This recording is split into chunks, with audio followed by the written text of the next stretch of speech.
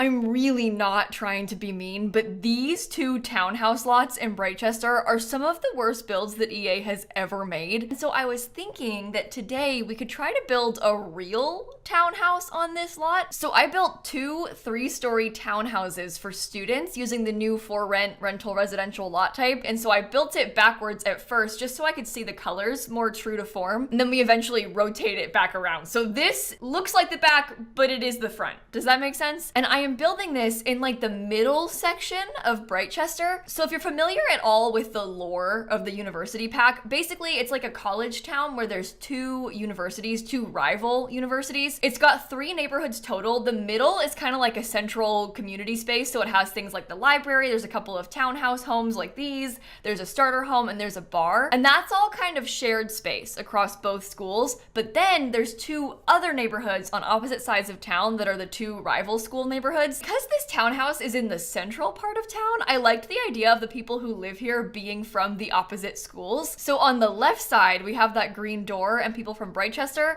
And on the right side, we have a yellow door and people from Foxbury. But I kind of took it a step further. And instead of being only students, I furnished one of the townhouses as like a professor's house. It's a little bit bigger than the right house. So I made it have 3 bedrooms. There's like an upstairs primary bedroom for the teacher. And then they have 2 kids that live on the middle floor. Unfortunately, their next door neighbors are a bunch of students from Foxbury. So not just the rival school, but also students.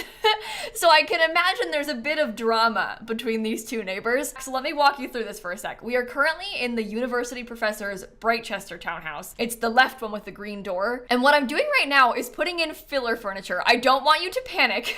I'm not planning on using a scary polka dot rug. I just like to put in some random furniture for a second so I can kind of visualize where stuff is gonna go. And then on the right side, on the other townhouse, this one's a little bit smaller because the upstairs is a bit smaller. So I wasn't able to fit as many bedrooms in this one. This is the one that belongs to the students. And so we have a big downstairs open space and then 2 bedrooms total. There's 1 bedroom and 1 bathroom on each floor. They're also quite weirdly shaped bedrooms as well. They have some weird little nooks and crannies to them, which I think is kind of fun because in this case, it gives us some space to hide the beds. I wanted to make 2 dedicated spaces for each of the Sims that live in each of those rooms. I have more so furnished the full downstairs of this university professor's house. This one is a little bit more formal and like old school. It also has that really nice light minty color everywhere as an accent. I used the vampire's kitchen counters in here. We've got obviously the Strangerville front door. And then I have these really pretty curtains from university, which miraculously match the front door perfectly. I also used a lot of the paranormal stuff pack in here, believe it or not, because there's a really cool gallery wall from paranormal that I wanted to put in. It's really funny how different, you'll see, but how different these 2 townhouses are on the first floor, because obviously color scheme is like complete opposite. This one's green, other one is red, but this one belongs to like probably a pretty wealthy professor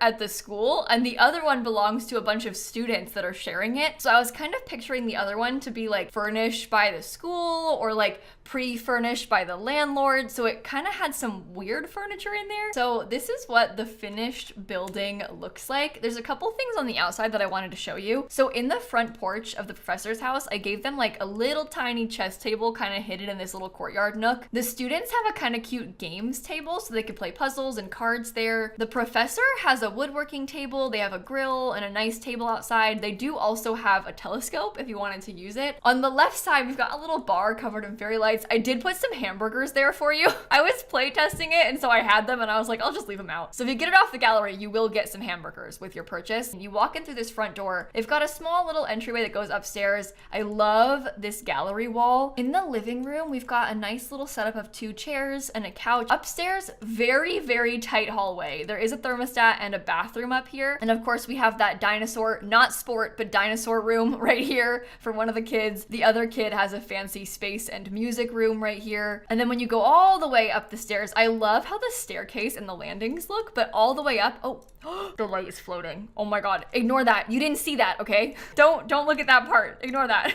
Up here, we have the little fish tank and the office space for the Professor Sim. They have their bedroom right here. It's got some nice furniture and a fireplace and like a couple shelves. They also have an ensuite bathroom, but that's the whole left house. When you come way back downstairs into the right house, this is the yellow and red one for the students. They have a little tiny entryway. I tried to put some useful things like a whiteboard for them to like do chore charts on. When you come in, they've got a really nice kitchen for a couple of students. They have some storage up here. I did put in things like the little cube bookshelves like I have. I organized this room in kind of a weird way. I wanted to flip the couches around on purpose. I feel like it probably would have made more sense facing this wall, but I did it this way because it was weird. And they have a nice big TV and some more bookshelves. And then upstairs, there is a little hallway, very simply decorated. One of the shared bathrooms is right here. And then the first bedroom is that like all black and all pink one. I love how different the two sides are in here. And they both have fully functional spaces. This sim has a lot less space than this one does. So I'm sorry to this one, but it looks cute this way, so it's fine.